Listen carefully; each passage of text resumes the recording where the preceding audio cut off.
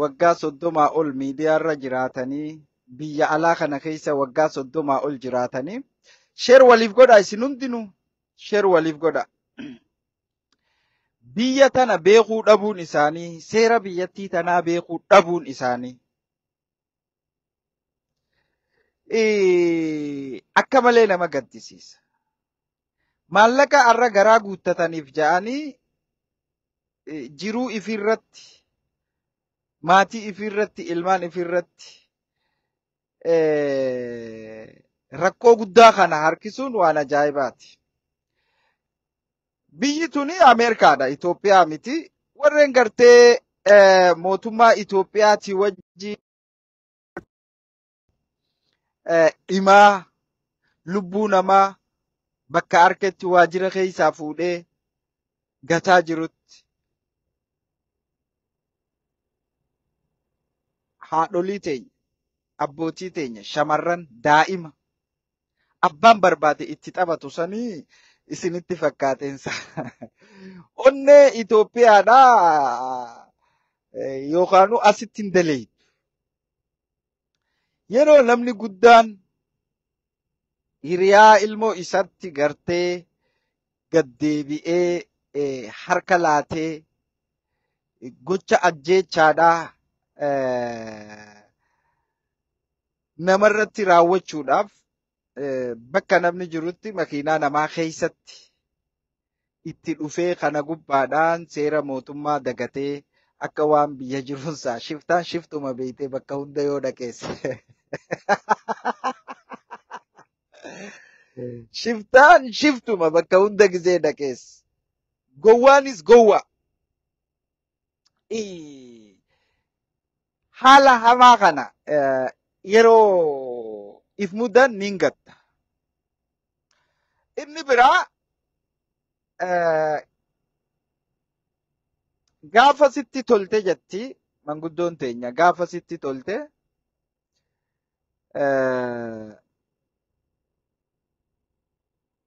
nama gartee saree ta'e ajjeese gumaa gaafatte jetti. Gaafa sitti jallatte immoo nama abbaa kee ajjeese wajjin nyaattaa jetti. Osoo jennu saree abbaa jala deemtuuf dhaban. Dhabaa turreesi, dhabaa jirraasi. Garuu sareen tun yeroo arraba dheerattu, yeroo daangaa dabartu, saree tana abbaan yoo namarraa qabuu hin dandeenye, gaafa saree kana galtee gakkeessu wanni nama wixxifachiisu hin jiru. Saree ta'e duraan namarraa qabachuu. Saree duraan namarraa qabachuu. Yoo duraan namarraa qabachuu hin dandeenye miidiyaa irratti bahanii dhimma sabaa yeroo haasawan namni maana tuqaa lafatti murteeffatee ol bahuu qaba. Akkanumatti dheeratanii akkanumatti gartee huccuu qullaa paantii malee miidiyaa irra dhufanii yoo namni maa akkana nan jaa namni maa akkana naan jaa miti. Arrallee waan kana nuti yeroo hiriyaa abbaa keenyatti waan kana himnu nu salphachiisa. Yookaanuu carraa gataa dhiisu dulloomee jira. Nuuf gataa dhiisu. Yookaan hin beekne immoo miidiyaa irra yeroo ol baate hawaasni kee kaan si jaallata kaan si jibba. Kana keessummeessu yoo hin dandeenye mana keetitti hafe. Mana keetitti hafe. Namoonni waan kanaas keessummeessuu hin dandeenye saree teessan manatti qabadha. Yookaanuu miidiyaa irraa hidhadha saree teessan. Dhimma saricha kanaa jalatti dahattanii yookaan ibbirrattan taate yookaan ifi qaanfattan taate yookaan gartee nama biraa kokotteessitan dudubbattan rakkootti neeytan taate namni akka itti yaadee miti. Poolotikaadha dubbachaa jirra, miidiyaa gubbatti dubbachaa jirra, wanni harkatti lafa fidee harkatti nama gabbuusee makiinaa namaa keessatti nama fidee ajjeechaa gartee ajjeechaa daangaa dabarte makiinaa namaa keessatti iddoo kaameraan jirutti yaaduu dhabuun maallaqni dilana nama macheessa. Waan kana waagaa isaa haqa isaa heera mootummaa arkachuu qaba. Abbaan kun arkachuu qaba. Nuti waan takka saba rakkateef saba murruqi jiruuf dubbachaa jirra. Mootummaa cubbuu jala gortanii saboota warri murruq gootan saba bira dabartanii asitti ammoo murruqii Itoophiyaadhaaf fiduu yoo barbaaddan boru ganama lubbuu nuunoo makiinaa kanaan karaarra deemnaa boru ganama kutuu dandeenya. We don't know. Waan barbaaddan san fiduu dandeessan. Nuti qophooyineeti haa ummata keenyaaf aarsaa kafaluudhaaf jechuudha. Namoonni baay'een bilbilee maaltu aarsaa si kafalchiisa rakkoo Oromooti. No!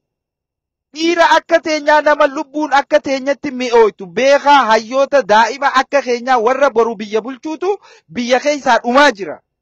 Kanaaf hin callifnu. Hin callifnu boru ganama addatti nu haa qaban malee hin callifnu hin dhiifnu kan. Abbaa fedhe ammoo abbaa fedhe warreen sareen tun duchisiiftus saricha kanaas abbaa saree tana gartee namatti qaceelchuus dhugaa jirutti himneeti. Dhugaa jirutti himnaa jechuudha. Dhugaa jiru. Wanni nama komattaniif hin jiru. Saree mana qallabaa. Saree gizee gabbaatee miidiyaarraa nama sabaaf dalage. Nama sabaaf dalage. Abiyyi aabbichuun har'a inni jiru kana dhiiraa godaa baasee gaffite. Nama sabaaf dalage yeroo abaaru mana keetitti hulaa itti cufattee itti qollafattee waan feetetti kannitee yeroo deemu nan tuqinaa nan ga'inaa hanquban qabu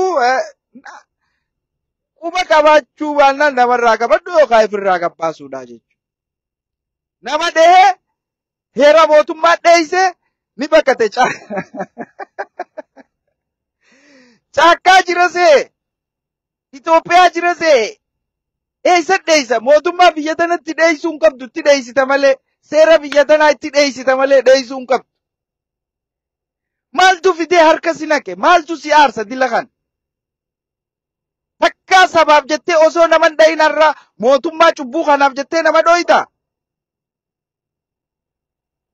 Saba miidhameef, saba cunqurfameef osoo naman dhahin har'a mootummaa kanaaf edaawaa malee miti.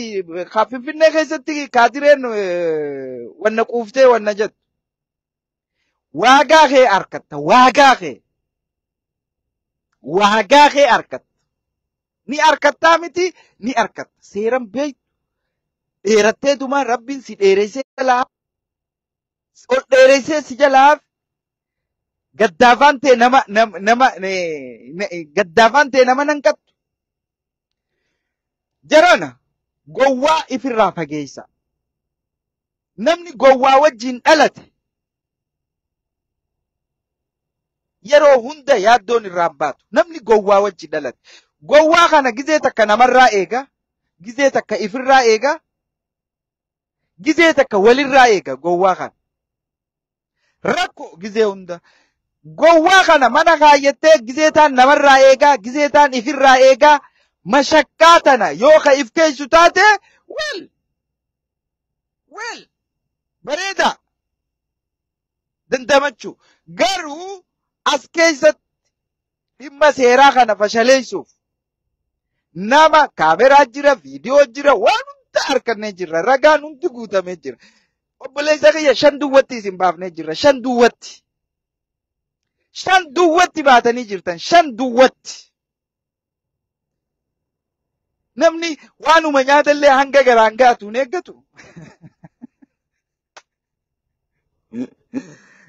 Waanuma nyaatte haga garaan gaattu haga sirraa sifaa hin eeggattu. Gizuma baatee ati hoborsaa hulaa cabsitanii horiyaa dhuftanii eessatti akka dhaabbattan isin beeyi. Eessatti akka dhaabbattan. Sheer waliif godha jara kee. Sheer waliif godha. Faarsee bulaa Ameerikaatu kuufee waan biyya jiru se'ee gartee namatti biyya heera qabdu keessatti makiinaa namaa keessatti dhufee nama nagaa naasa'u jirutti rakkoo dhaqqabsiisuu barbaada. Akkasumatti ammaas baqachuu barbaada. Dhokachuu caakka jiraan se'ee biyya bakka ati deemtuu fi bakka ati jirtu si beekamu kana keessatti waan hedduus obsaa jirra. Qabsoon qabsoodha. Gabbaataa mootummaa deeggartaa abbaa feetee abaarta. Atillee ni abaaramtaa ni deeggaramta. Kana fudhadhuuti miidiyaa gubbaa kottu. Yoo kana hin beekne waggaa 30 asirra teessee akkamitti kana hin beekne? Akkamitti hin beeknaati? Nama hundaan faarfamuu feeta. Haa egaa amma wara shamsi dheeyite gaa akkam taata? Wara shamsi aduu duuba dheeyitee jirta akkam taata gaa? Mee akkam taata gaa amma? Akkam taata?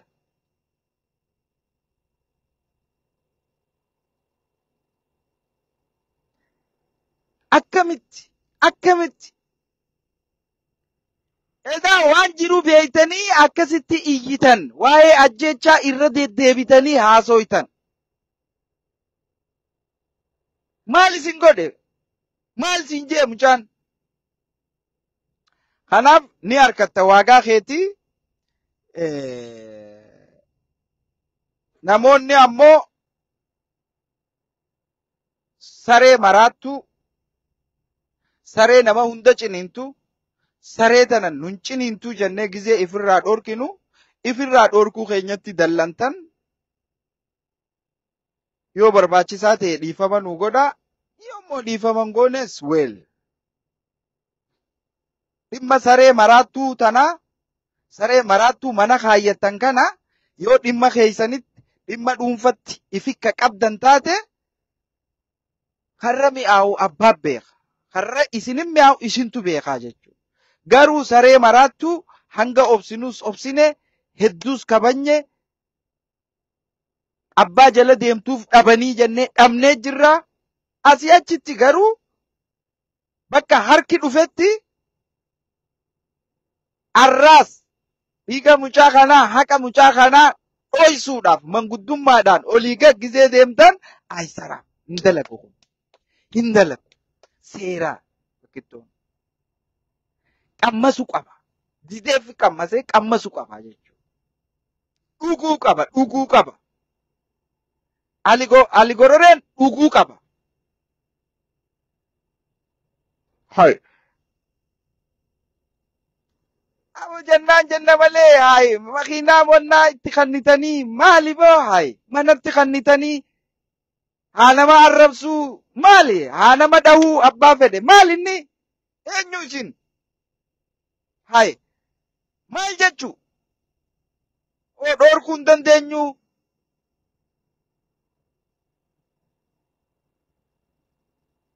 maal jechuu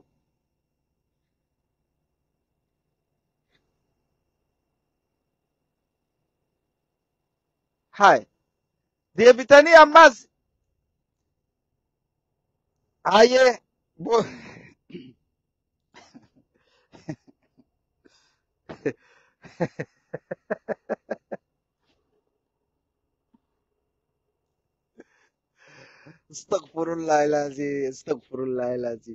Astagfirullahi. Tanaaf isiniin jenna. Nama dheeraa kana haqli akkata. Ummanni kun humaan beeku dhamaadha gizee jenna. Biyya namni itti jijjiiramee nama biraa danda'u keessatti if dadhabanii garaadhaaf ja'anii mootummaa cunqursaa, mootummaa badaa, mootummaa lubbuu haadha hiyyeessaa daa'ima kabaratee fi wallaalaa jidduu murrug godhaa jiru kana cinaa qoonqoo garaatiif jettee dhaabbattee arraan tana gaa siyaa baasu. Arraan tana siyaa baasu. Wantoonni kun ammoo eenyuufu fakkeenya ta'uu qaba. Biyyaa miti ka jirru. Diddee yoo dhufte asittis rakkoo sabaa dubbachuuf haqni hiyyeessaa bar Oromoo miitee bar obboleessa kiyya bar hin baatu bar fideeti bar obboleessa kiyya zeeyitii danfituu tana keessa si darbaa bar zeeyitii danfituu keessa fidee cab si godhaa bar si kaasee nagaan namaan sootin faxarin jechuudha. Kana asumaan waa'ee jimaa awwadaay Awwadaa irratti maaltu akka gaggeeffamaa jiru, maaltu akka deemaa jiru, saamichi akkam, eenyuun, garee tamiin, hawaasa irratti akkamitti akka saamsi gaggeeffamaa jiru, saamichi badaan, jimmaan ooyiruurra jiru ka isaanii godhatanii hayyama isaaniitiin ala akka hin guurre bakka itti himatan kan qabne magaalaa Awwadaa adda baasanii ganda olii ganda gadii jaanii hammeenya badaa daangaan qabne qotee bulaa keenyaarraa fi naggaadee Oromoorraan gahaa jiranii jechuudha. Jarri kun Oromoo himattu Oromuma naannoo sanii hattoota shiftoota jaarame warreen maallaqa namaa saaman warreen nama saamee asiin ga'e ka Oromoon ammoo abbaa miskiinaa jettee qabattee jiraattu. Nama miliyeena saamanii kan nama tokko gargaaran. Nama miliyeena saamanii warreen kaameraa dura dhaabbatan jimaa Awwadaay waan godhaa jiran ummata Awwadaay naggaadee Oromoo dhiibanii baasanii orroo fireeshiidhaa wajjin jechuu rakkoo hamaa dhaqqabsiisaa jiran. Rakkoo hamaa namni jimaa isaa gurgurachuun hin danda'u jechuudha Awwadaay keessatti amma. Rakkoo hamaa.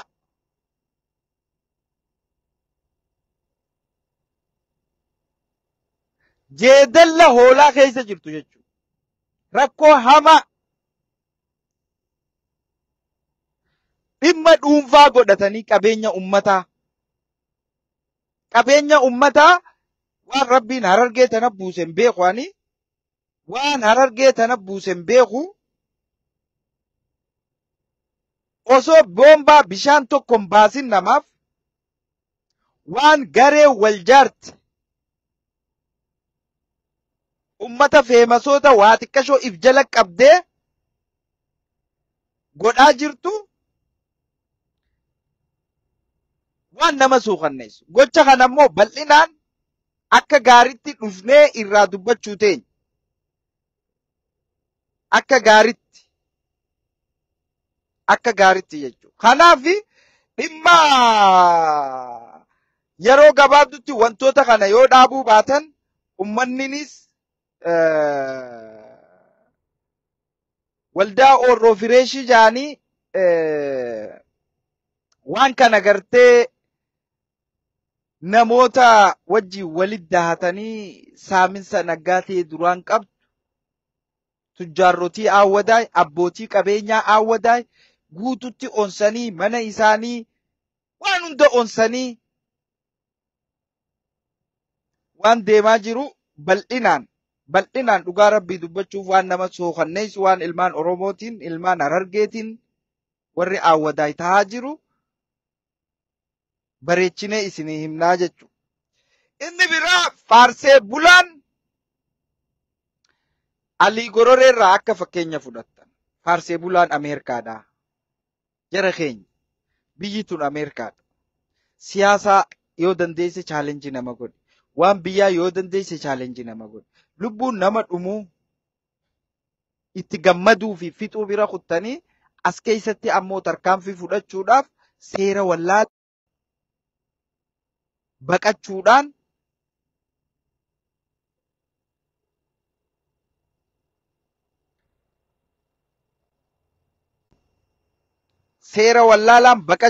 wantootni gartee as keessatti isin gootan Ali Gororeerraa fakkeenya isiniif haa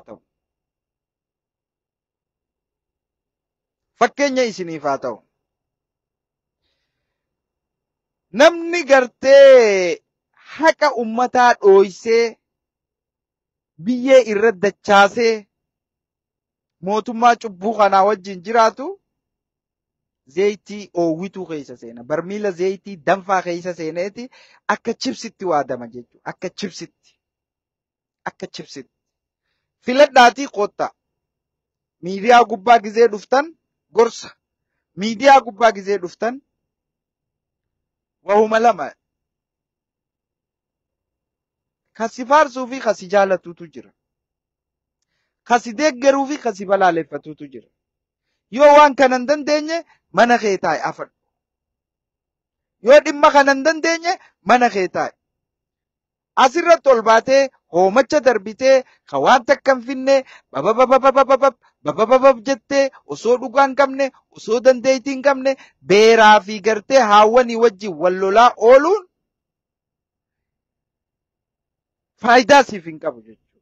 Faayidaa haa ta'u fanjiirra hojjettee jirtaa. Xaffiraa moo kiyya fanjiirra hojjettee jirtaa. I'm so sorry hedduun gaddaa saahiba kiyyaa. Waan hin sii godhuu danda'u hin qabu. Heera mootummaadhaa kana dabsuus hin dandeenyu. Hedduun gaddaa ani gama kiyyaan hedduun gaddaa. Diddeetti fanjiirra hojjettee fidhooftee jarjaruu keettis baay'een gaddaa waan godhuu dandeenyu hin qabnu. Heerri eenyu heerri asii Tiraampii rarraasee fuudha. Heerri biyya tanaa Tiraampii rarraaseeti Wayitaawus keessaa fuudhee jajjaba. Diddee zayitii danfituutti dhubbuk jettee barmiila zayitiitti zayitii danfitu dhubbuk jettee min gadda. Saahibummaa keenyaaf hedduun gadda. Garuu waan si godhuu dandeenyus hin qabnu. Allah hiraamu yoo jenne malee si haa jajjabeessuu si haa jajjabeessuu yoo jenne malee waan jennuus hin qabnu. Gocha gartee diinummaadhaa obboleessa kee mucaa dhaluu dandeessu duratti gocha badaa meeshaa qabattee sadarkaa sanitti itti dhufuun ibidda qabattee jirta already. Ibidda qabattee jirta. Waan kan na gaddisiisu maammee dheengadda Ameerikaa dhufe yookaanuu dheengadda miidiyaarra dhufe kanarra seera wallaaltee maanoo guddoo tuquu yeroo boochu edaanoo waan kanaan na dhibe. Anyway hedduu na gaddisiista. Hedduun gaddee waan hin godhuu danda'u hin qabu gama kiyyaan. Qammasuu qabda. Ammoo dhiigni mucaatis ni bahaa. Dheessitee hin baatu. Buleessa kiyya Itoophiyaa yoo deeytees rarraafnee si finnaa. Maanoo si tuusisuu fi piippiini ganaa namni maqaa keessa kaasuu hin jiru. Kanaaf gartee waan goonu hin qabnu gadduu malee. Siif hin gadda akka saahiba tokkotti maanoo guddoo tana yeroo xuytu gama tokkoon dhugaa rabbi gowwaadhaan siin jaa. Gama tokkoon ammoo nin gadda. Ibidda ati irra dhaabbatte kana baay'ee na gaddisiisa. Baay'ee. Waan kana godheetiin bahaa. Edaa ijoolleedhaati. Yeroo namni si ol daddarbu. Ijoollee edaa. Namuma itti hirkatturraa illee achi deemtee silaa waa goote bareedaa bara. Nama kabajaa qaburraa.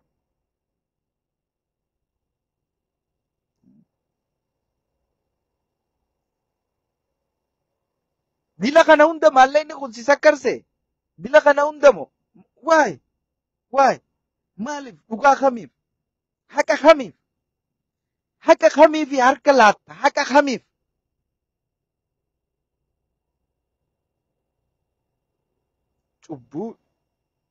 Cubbuu kana deeggartanii heera mootummaa dhooytee osoo namni irraa si qabuu itti fiidee mucaa si dheeyse jala fiidee gocha ajjeechaa gocha badaa kana raawwachuu kee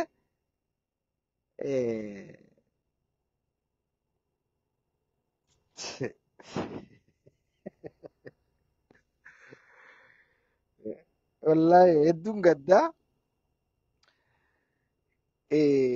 hedduun gadda diddee fi qammastee maal goona gaa ani bakka dhufeetiin si wajji qamaa jeetii yaadee qilleensarra wadhooynuus siyaasaa waliin nu buuftuus saahibaa jeetii yaadee idaanuu ati akkasitti yaadda jechuun hagana gowwaadha edaa. Hagana takka maayyimiidha edaa. Hagana badawa edaa. Maraafuu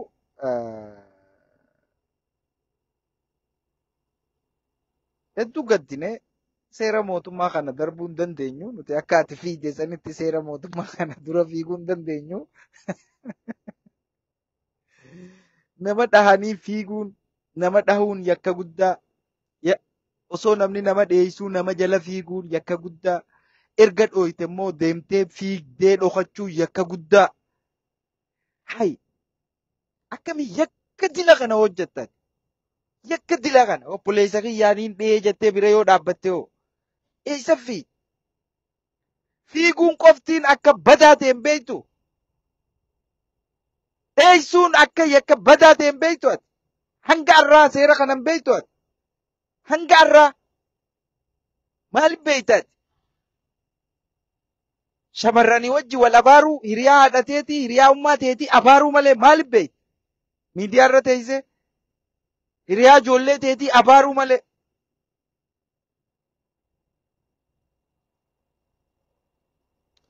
Kanaaf ammoo dhimma kana seera biyyattiitiin dhumachuu qabaa.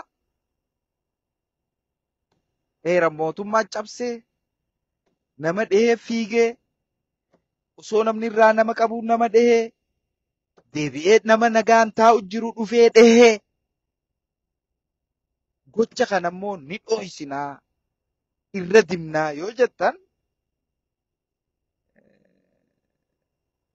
sangaan beeynu nuti san hin beeynu ifiif diddanii gowwaa kanaa wajjiin yoo horofa laaqqanna jettan laaqqadhaa wanni abbaan jaalate rajijjiin dalluudha jedhanii laaqqadhaa isiniin jennaa. Inni biraa immoo gowwaa kana nuti hin dhiifnu gowwummaa isaa itti himnaa badahummaa isaa itti himnaa donqoroo ta'uu isaa itti himnaa. Maa itti himtaniif namoonni dallanu yoo jiraate haa balbalu boroo ganama. Yoo barbaachisaa taate zayitii akka inni itti limee san zayitii danfituu san keessa waliin seenuu danda'a jechuudha. Namuu wal kabajaa hagam akka wal jaallatanis ni beekaa. Sarichi haa lallabuu. Sarichi kiyya yeroo isin ciniinu isin lallabe callisaa jechuun hin danda'amu. Sarichi keessan gartee yeroo lallabuus katti lallabuus qabaachuu qabaa. Yeroo inni dutu sarichi kophaa dutuun ni huntolu. Kophaa sinii galee kanaafi namoota hedduutu waan kana gartee karaa maletti dhiibu jira. Itti yaati yakka sadii nama dhufee dha'u yakka nama dheessu jala fiiguun osoo namni irraa si qabu yakka lammadaati. Dhokachuun dheessuun yakka sadaffaati. Yakkoota sadeen kana dhoysina yoo jettanii deddeemtan itti fufaa garuu dhoysuu hin dandeessanii. Kun Itoophiyaa miti. Bakka cubbuudhaan qabeenyaan haqa namaa zallamanii miti kun. Bootaa qabeenyaan qaba jettee itti haqa namaa zallamtuu miti. Aangoon qaba jettee itti haqa namaa zallamtuu miti.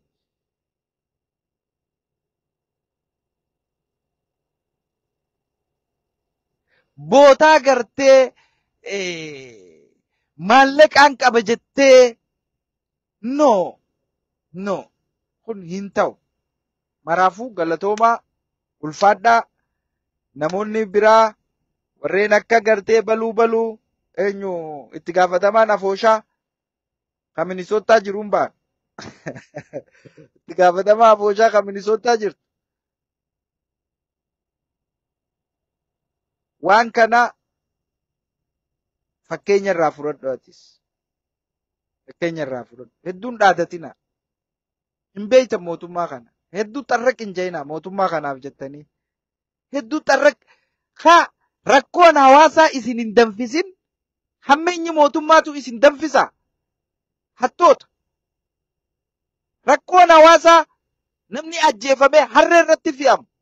Namoonni qabeenya saamaman. Lubbuun miskiinaa ta dhimamtu isin. Lubbuun Haacaaluu, lubbuun abbootii gadaa, lubbuun Abbu Jabbaar, lubbuun Baatee Urgeessaa. Osoo isin danfisne maallaqni si danfisa. Mootummaan hattuun kun si danfisa. Lubbuun goototaa osoo isin danfis. danfitanii zayitii oowwituu keessatti lixxan. Zayitii danfituu keessa. Kunoo akkanatti magriibaan kophee afaanitti baafattan jechuudha. Magriibaan.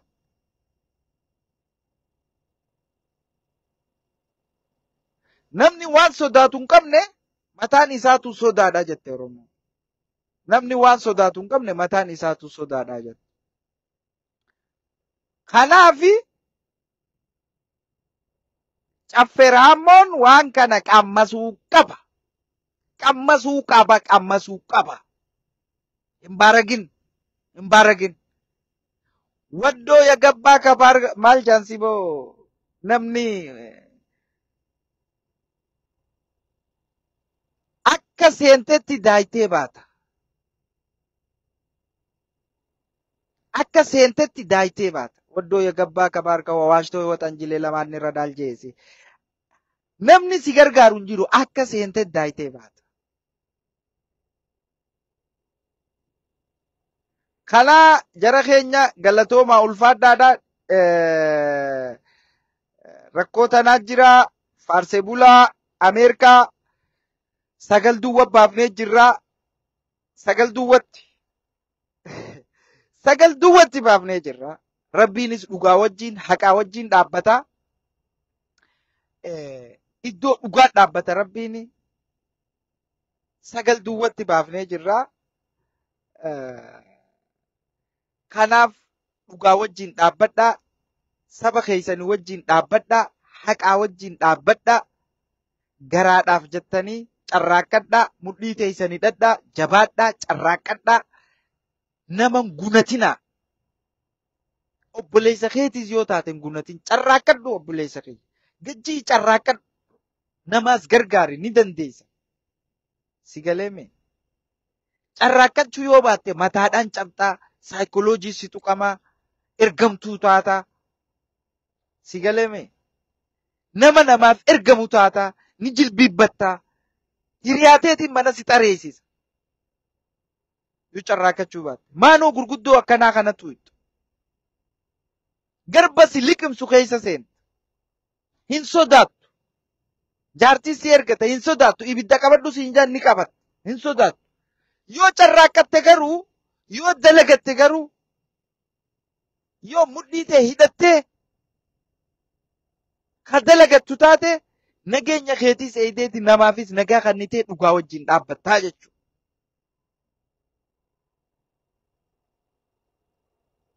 Kanaaf, hedduu galatoomaa